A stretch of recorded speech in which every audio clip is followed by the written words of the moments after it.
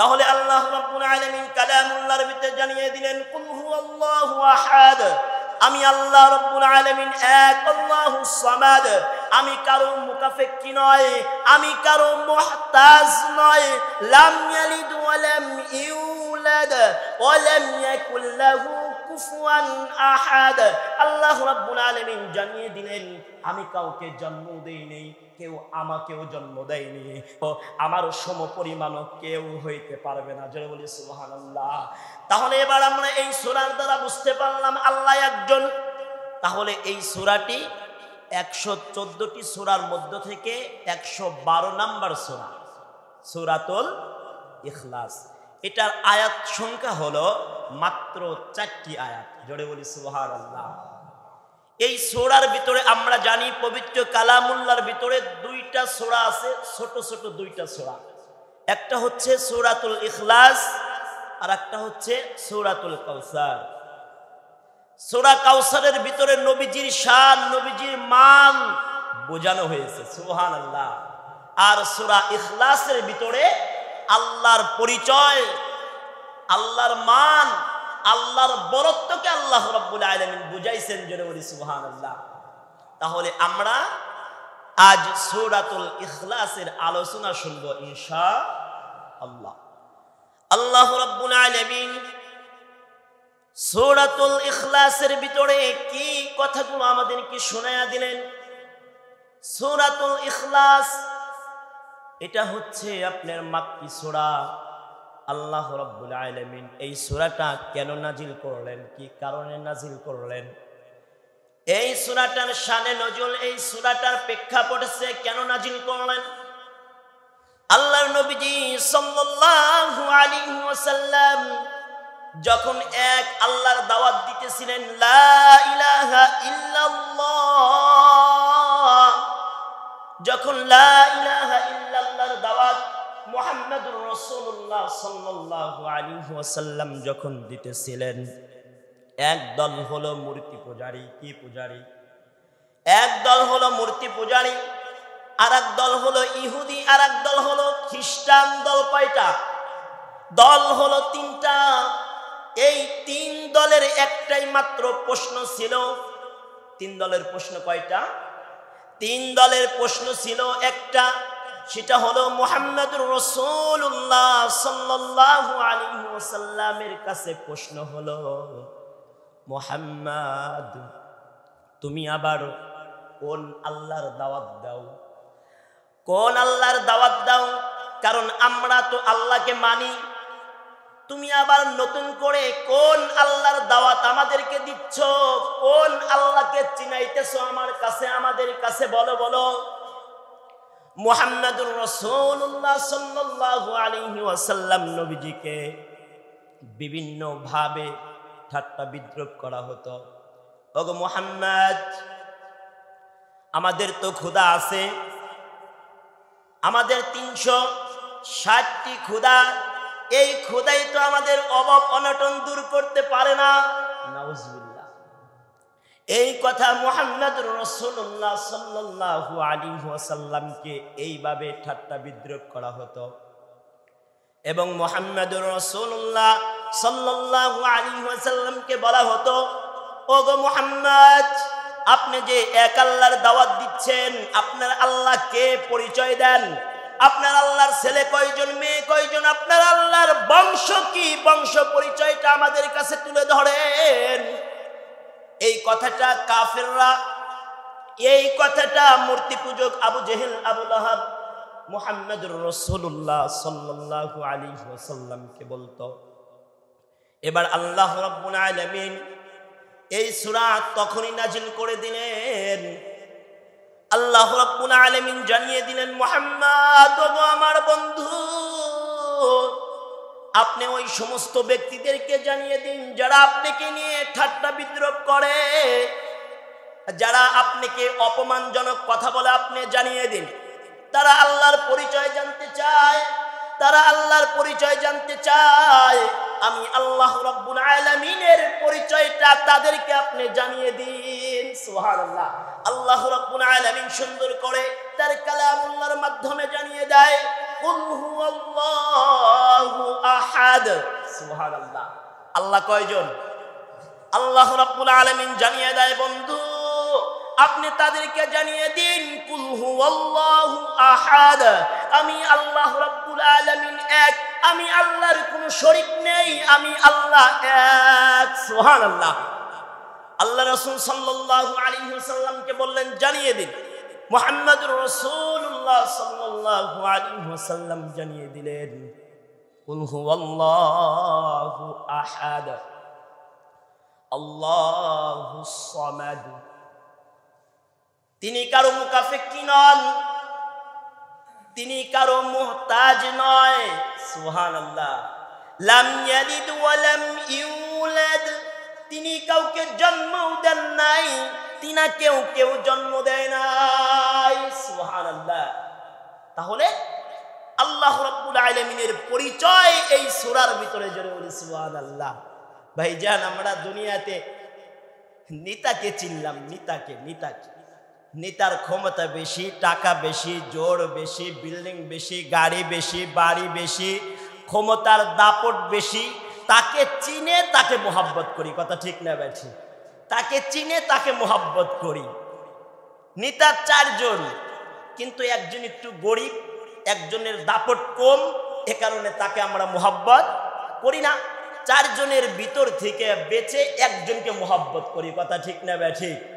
তাহলে যার পরিচয়, কারো পরিচয় যদি আপনি জানেন, তাহলে আপনি চিন্তা ভাবনা করবেন পরিচয় জানার পরে যে আমি কাকে মোহাব্বত করব। কথা ঠিক না ঠিক? এজন্য আল্লাহর পরিচয় জানার জন্য, আল্লাহর পরিচয় দেওয়ার জন্য আল্লাহ রাব্বুল আলামিন একটি সূরা নাজিল করেছেন, যেটা বলি সুবহানাল্লাহ। তাহলে আমরা জানলাম কুল হুয়াল্লাহু আহাদ, আল্লাহ এক, আল্লাহর কোনো শরীক নেই। কুল হুয়াল্লাহু আহাদ আল্লাহুস সামাদ, তিনি অমুখাফেকি, তিনি কারো মুহতাজ নয়। লাম ইয়ালিদ ওয়া লাম ইউলাদ, তিনি কাউকে জন্ম দেয় নাই, তিনি কাউকে জন্ম দেয় নাই এবং তিনাকেও কেউ জন্ম দেয় নাই। লাম ইয়ালিদ ওয়া লাম ইউলাদ ওয়া লাম ইয়াকুল লাহু কুফুয়ান আহাদ, তার সমকক্ষ কেউ নাই। আল্লাহ রাব্বুল আলামিন ঘোষণা করে দিলেন। এই তো প্রেক্ষাপট অনুযায়ী সূরাটা আল্লাহ রাব্বুল আলামিন নাযিল করে দিলেন। এবার মুসলমানি বান্দারা আমরা চিন্তা করি, আমরা তো মুখে মুখে বলি কুল হু আল্লাহু আহাদ, আল্লাহ কয়জন? আল্লাহ একজন যদি হয় তাহলে আমরা স্পষ্ট ভাবে আমরা কথাটা বুঝে নেই। আল্লাহ যদি একজন হয় তাহলে সন্তান দেওয়ার মালিক কয়জন? রিজিক দেনেওয়ালার মালিক কয়জন? মৃত্যু দান করার মালিক কয়জন? হায়াত দান করার মালিক কয়জন? আল্লাহ রাব্বুল আলামিন একক। এজন্য আমার আপনার বিশ্বাস থাকতে হবে, আমার আপনার ইয়াকিন থাকতে হবে। সন্তান কোনো মাজার দিতে পারে না, সন্তান কোনো আল্লাহর ওলির দরবারে গেলে সন্তান পাওয়া যায় না, কোনো মাজারে গেলে ছেলে পাওয়া যায় না, ব্যবসায় উন্নতি পাওয়া যায় না। আমরা জানি এইগুলো দেওয়ার মালিক হলো একজন, তিনি হলেন রব্বুল আলামিন। সুবহানাল্লাহ। তিনি একমাত্র কে? আল্লাহ রাব্বুল আলামিন হযরত মুআজ রাদিয়াল্লাহু তাআলা আনহুকে আল্লাহর নবীজি সাল্লাল্লাহু আলাইহি ওয়াসাল্লাম 10টি নসিহত করেন। কয়টি নসিহত? 10টি নসিহত করেন। আমি 10টি বলবো না, একটি উদাহরণ স্বরূপ বলি, কারণ আল্লাহ এক, এই কথাটা বোঝানোর জন্য 1 নাম্বার একটা নসিহতের কথা বলে দেয়। মুহাম্মদুর রাসূলুল্লাহ সাল্লাল্লাহু আলাইহি ওয়াসাল্লাম বলে যে তোমাকে যদি আগুনে জ্বালিয়ে দেওয়া হয়, তোমাকে যদি আগুনে জ্বালিয়ে দেওয়া হয়, তোমাকে যদি শুলিতে চড়ানো হয়, তোমাকে যদি টুকরো টুকরো করা হয়, তবুও তুমি আল্লাহ রাব্বুল আলামিনের সাথে কাউকে শরীক করিও না, মানে শিরিক করিও না। সুবহানাল্লাহ। মুহাম্মদুর রাসূলুল্লাহ সাল্লাল্লাহু আলাইহি ওয়াসাল্লামের উপদেশ, তোমাকে যদি আগুনে জ্বালিয়ে দেওয়া হয়, তোমাকে যদি শুলিতে চড়ানো হয়, তোমাকে যদি টুকরো টুকরো করে ফেলা হয়, তবুও তুমি আল্লাহ রাব্বুল আলামিনের সাথে কাউকে শরীক করিও না। এই কথার দ্বারা আমরা কি বুঝলাম?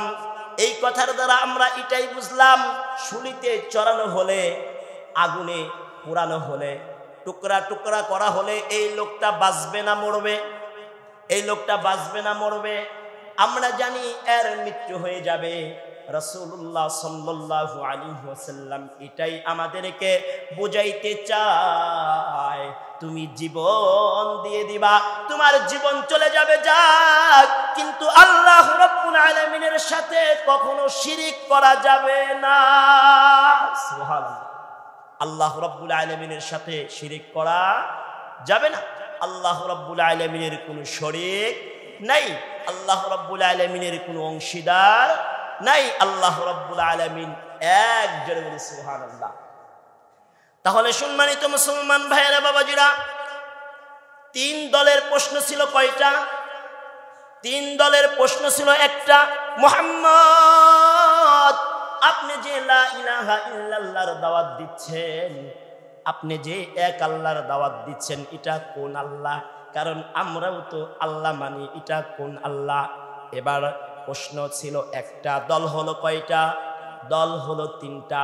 আমরা জানি যে খ্রিস্টানও আল্লাহ রাব্বুল আলামিন, খ্রিস্টানও আল্লাহকে মানেন। কোন আল্লাহ? এটা আবার মুহাম্মদুর রাসূলুল্লাহ সাল্লাল্লাহু আলাইহি ওয়াসাল্লাম, আল্লাহ রাব্বুল আলামিন যখন সূরাটা নাযিল করেন, মুহাম্মদুর রাসূলুল্লাহ সাল্লাল্লাহু আলাইহি ওয়াসাল্লাম সুন্দর করে খ্রিস্টানদেরকে বলে দেয়, ও গো খ্রিস্টানেরা, শুনে রাখো, শুনে রাখো, তোমরা 1 নাম্বার আল্লাহ মানো, যেই আল্লাহর দাওয়াত আমি দেই। সুবহানাল্লাহ। তোমরা একটা আল্লাহ মানো, যেই আল্লাহর দাওয়াত আমি দিচ্ছি, এবং কি তোমরা আরেকটা আল্লাহ মানো, যেই আল্লাহকে তোমরা বলো, যেই আল্লাহ। 2 নাম্বার, তোমরা আরেকটা আল্লাহ মানো, এটা আবার কোন আল্লাহ? কারণ তোমরা বলো মরিয়ম আল্লাহর স্ত্রী, জোরে বলি নাউজুবিল্লাহ। তোমরা আরেকটা আল্লাহ মানো, এটা হলো তোমাদের 3 নাম্বার আল্লাহ, সেটা হলো তোমরা বলো ঈসা আলাইহিস সালাতু ওয়াস সালাম হচ্ছেন আল্লাহর সন্তান, জোরে বলি নাউজুবিল্লাহ। মুহাম্মদুর রাসূলুল্লাহ সাল্লাল্লাহু আলাইহি ওয়াসাল্লাম বলেন যে তোমরা 3 আল্লাহকে মানো। কয় আল্লাহ? তোমরা 3 খোদাকে মানো, 3 আল্লাহকে মানো।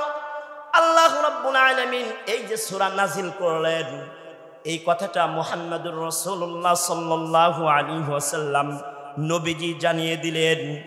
এবার আরেকটা কথা বলেন, ইহুদিদেরকে বলেন তোমরা মানো 2 খোদা। কয় খোদা? আমি যে আল্লাহর দাওয়াত দেই তোমরা এই আল্লাহকেও মানো। 2 নাম্বার, উযাইর আলাইহিস সালাতু ওয়াস সালামকে তোমরা আল্লাহর পুত্র মনে করো, তোমরা 2 খোদা মানো। কিন্তু না, 2 খোদা না, আমি যে খোদার দাওয়াত দেই, আমি যে আল্লাহর দাওয়াত দেই, এই আল্লাহ 2 হতে পারে না, 3 হতে পারে না, এই আল্লাহ 360 হতে পারে না, এই আল্লাহ তো এক। জনে বলি সুবহানাল্লাহ। আল্লাহ রাব্বুল আলামিন আবারও মূর্তি পূজাদেরকে বলেন, যারা মূর্তি পূজারী তাদেরকে ডেকে বলেন যে তোমরা তো আমি যেই আল্লাহর দাওয়াত দিচ্ছি এই আল্লাহকেও তোমরা মানো, তোমরা তার পাশাপাশি 360টা খোদাও মানো। নাউজুবিল্লাহ। তোমরা এর পাশাপাশি 360টা খোদাও মানো, এবং কি তোমাদের এই মূর্তিগুলোকে হিসাব করলে আরো এর চেয়ে অনেক বেশি খোদাও তোমরা মানো। জোরে বলি নাউজুবিল্লাহ। এই 3 দলের কথার কারণে, এই 3 দলের কথার কারণে আল্লাহ রাব্বুল আলামিন এই মুহূর্তে এই সূরা ইখলাস নাজিল করেন। জোরে বলি সুবহানাল্লাহ। এবার আমরাও এখান থেকে আমাদের বিশ্বাস রাখতে হবে আল্লাহ কয়জন? আল্লাহ একজন, এটা বিশ্বাস রাখতে হবে কি হবে না? এটা আমার আপনার বিশ্বাস রাখতে হবে। জনাবে মুহাম্মদুর রাসূলুল্লাহ সাল্লাল্লাহু আলাইহি ওয়াসাল্লাম নবীজি বলেন, লা তাআতা লি মাখলুকিন ফি মাসিয়াতিল খালিক। আল্লাহকে বেজার করে দুনিয়ার কোনো মানুষকে খুশি করা যাবে না। তাহলে ভাইজান, আমরা এই সূরা থেকে বুঝে নেই, তাহলে আমরা যে আল্লাহকেও মানি, দুনিয়ার মাজারে, বিভিন্ন দরবারে, বিভিন্ন লোকের কাছে, বিভিন্ন পিসাবের কাছে, বিভিন্ন টাকাওয়ালার কাছে, বিভিন্ন ক্ষমতাশীল ব্যক্তির কাছে আমরা যে ক্ষমতা চাই, আমরা যে বাচ্চা চাই, আমরা যে টাকা চাই, আমরা যা কিছুই চাই না কেন, আমরা ওই আবু জেহেল, আবু লাহাব, উতবা সাহেবার মতো বুঝাই যে এক আল্লাহ আমাদেরকে কে দেবে। মুহাম্মদুর রাসূলুল্লাহ সাল্লাল্লাহু আলাইহি সাল্লামকে বলতো, কোন আল্লাহর দাওয়াত আপনি দিচ্ছেন? আমাদের তো 360 জন আল্লাহকে মানি আমরা, ওই আল্লাহ আমাদের অভাব দূর করতে পারে না, ওই আল্লাহ আমাদেরকে সুস্থতা দান করতে পারে না, ওই আল্লাহ আমাদেরকে ব্যবসায় উন্নতি করতে পারে না, এতগুলো আল্লাহ আমরা মানি তবুও শান্তি পাই না। আর মুহাম্মদ এক আল্লাহর দাওয়াত দেয়, তাহলে আমরা বর্তমানে আমরা আল্লাহকেও মানি, আবার আমরা এটাও বলি আমার বাড়িতে আমার গাবি না থাকলে আমার সংসার চলতো না, আমার এই চাকরি না থাকলে আমার সংসার চলতো না, অমুক মাজারে না গেলে আমার মেয়ে হইতো না, অমুক পিসাবের কাছে গরু ছাগল মহিষ না দিলে বাচ্চা হইতো না। এই আকীদা যদি আমার আপনার ভিতরে থাকে, তাহলে আবু জেহেল, আবু লাহাব, উতবা সাহেবা, ওদের ভিতরে আর আমাদের ভিতরে পার্থক্যটা কোথায়? কথা ঠিক না ব্যাঠি? তাহলে আল্লাহ রাব্বুল আলামিন কালামুল্লাহর ভিতরে জানিয়ে দিলেন, কুল হুয়াল্লাহু আহাদ, আমি আল্লাহ রাব্বুল আলামিন এক, আল্লাহুস সামাদ, আমি কারো মুকাফেক্কি নয়, আমি কারো মুহতাজ নয়, লাম ইয়ালিদ ওয়া লাম ইউলাদ ওয়া লাম ইয়াকুল লাহু কুফুয়ান আহাদ। আল্লাহ রাব্বুল আলামিন জানিয়ে দিলেন, আমি কাউকে জন্ম দেই নাই, কেউ আমাকেও জন্ম দেয়নি, ও আমার সমপরিমাণও কেউ হইতে পারবে না। জোরে বলি সুবহানাল্লাহ। তাহলে এবার আমরা এই সূরার দ্বারা বুঝতে পারলাম আল্লাহ একজন, আল্লাহর মুকাফেক্কি কেউ নয়, আল্লাহ রাব্বুল আলামিন কারো মুহতাজ নয়।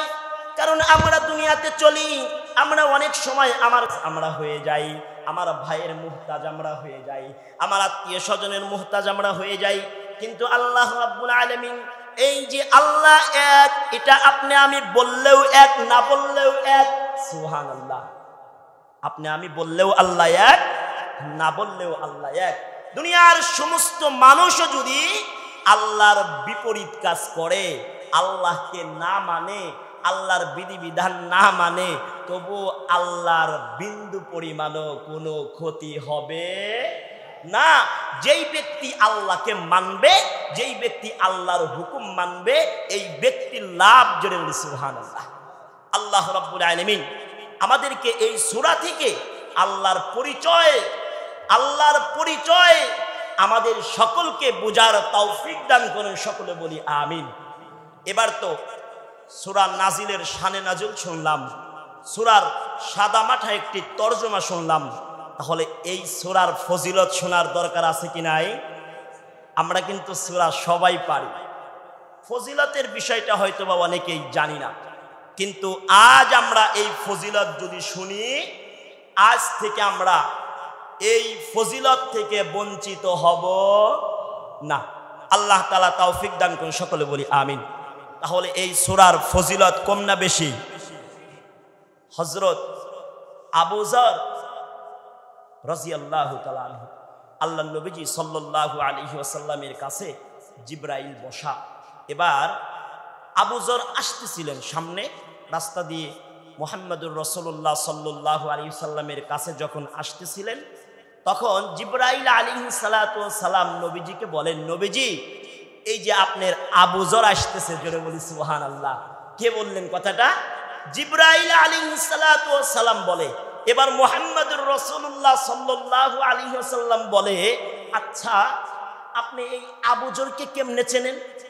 জিবরাইল আলাইহিস সালাতু ওয়াস সালামকে বলে, আমার আবু যরকে আপনি কেমনে চেনেন? এবার জিবরাইল আলাইহিস সালাতু ওয়াস সালাম মুহাম্মদুর রাসূলুল্লাহ সাল্লাল্লাহু আলাইহি ওয়াসাল্লামকে বলেন, শুধু আমি আপনি নয়, আসমান জমিনের সমস্ত ফেরেশতাগুলোই আপনার আবু যরকে চেনে। জোরে বলি সুবহানাল্লাহ। এটার কারণ কি? মুহাম্মদুর রাসূলুল্লাহ সাল্লাল্লাহু আলাইহি ওয়াসাল্লাম জিজ্ঞেস করেন, কি কারণে আবু যরকে চেনেন একটু বলেন। এবার মুহাম্মদুর রাসূলুল্লাহ সাল্লাল্লাহু আলাইহি ওয়াসাল্লামকে বলে, আবু যরের দুইটা গুণ আছে। সুবহানাল্লাহ। কয়টি গুণ? আবু যরের দুইটি গুণ আছে। এক নাম্বার গুণ হলো মান তাওয়াযা লিল্লাহ রাফাহুল্লাহ। আবু যর নিজেকে কখনো বড় মনে করে না। সুবহানাল্লাহ। ভাইজান, দুনিয়াতে আমরা চলি, একটু টাকা হইলেই নিজেকে অনেক বড় মনে করি, একটু ক্ষমতা হইলেই নিজেকে অনেক বড় মনে করি, একটু টাকা পয়সার মালিক ক্ষমতার দাপট হইলে অনেক বড় মনে করি। আমার চেয়ে নিচু মানুষকে আমরা মানুষই মনে করি না। ভাইজান, মান তাওয়াযা লিল্লাহি রাফাহুল্লাহ। আমার আপনার হাবিব ঘোষণা করেন, যেই ব্যক্তি একমাত্র আল্লাহর জন্য, কার জন্য? একমাত্র আল্লাহর জন্য নিজেকে নিজে ছোট মনে করে, আল্লাহ রাব্বুল আলামিন তার সম্মান বৃদ্ধি করে দেয়। সুবহানাল্লাহ। তাহলে সম্মান, ইজ্জত, সম্মানের মালিক কে? আল্লাহ রাব্বুল আলামিন। তাহলে আবু যর রাদিয়াল্লাহু তাআলা আনহুর একটা আমল হলো, সে সর্বদা নিজেকে নিজে ছোট মনে করে। জোরে বলি সুবহানাল্লাহ। দ্বিতীয় নাম্বার আমল হলো সর্বদা সে সূরা ইখলাস তেলাওয়াত করে। সুবহানাল্লাহ। সূরা ইখলাস তেলাওয়াত করে। তাহলে আবু যর রাদিয়াল্লাহু তাআলা আনহুর দুইটা আমল। এক নাম্বার, নিজেকে নিজে কি মনে করে? নিজেকে নিজে ছোট মনে করে। দ্বিতীয় নাম্বার আমল হলো সর্বদা সূরা ইখলাস তেলাওয়াত করে। জোরে বলি সুবহানাল্লাহ। তাহলে আমরা আমল করব তো ভাই? রাসূলুল্লাহ সাল্লাল্লাহু আলাইহি ওয়াসাল্লামের আরেকটা চমৎকার হাদিস বলে দেই, আরো আমাদের জন্য আমল করা সহজ হয়ে যাবে, মনের ভিতরে অনেক আনন্দ লেগে যাবে।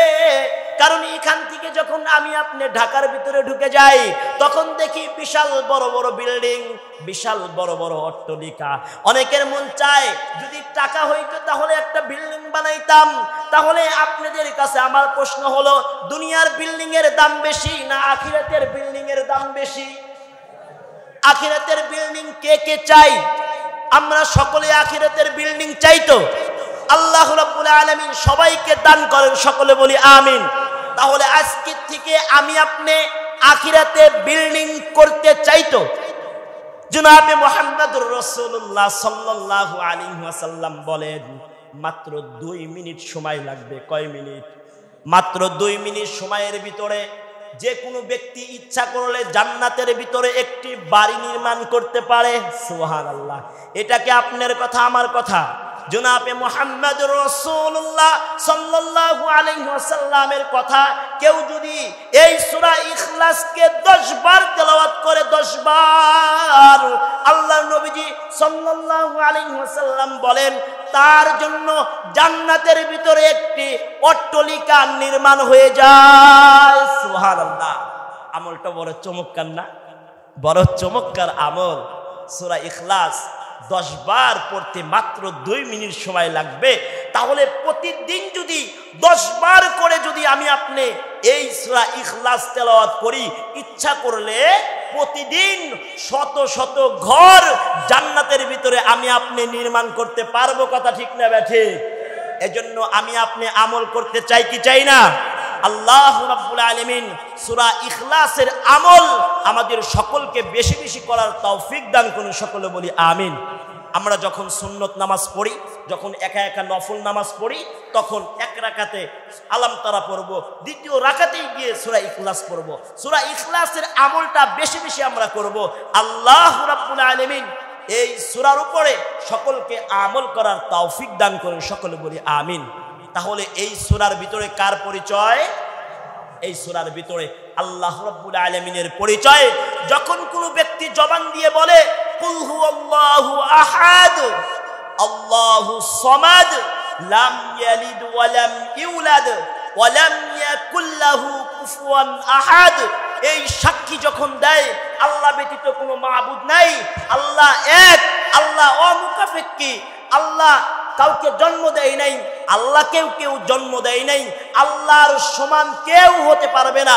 আল্লাহ রাব্বুল আলামিন তার জন্য জান্নাত বরাদ্দ করে দেয়। জোরে বলি সুবহানাল্লাহ। তাহলে আমরা আমল করতে চাই তো? আল্লাহ রাব্বুল আলামিন আমাদের সকলকে আমল করার তৌফিক দান করুন, সকলে বলি আমিন।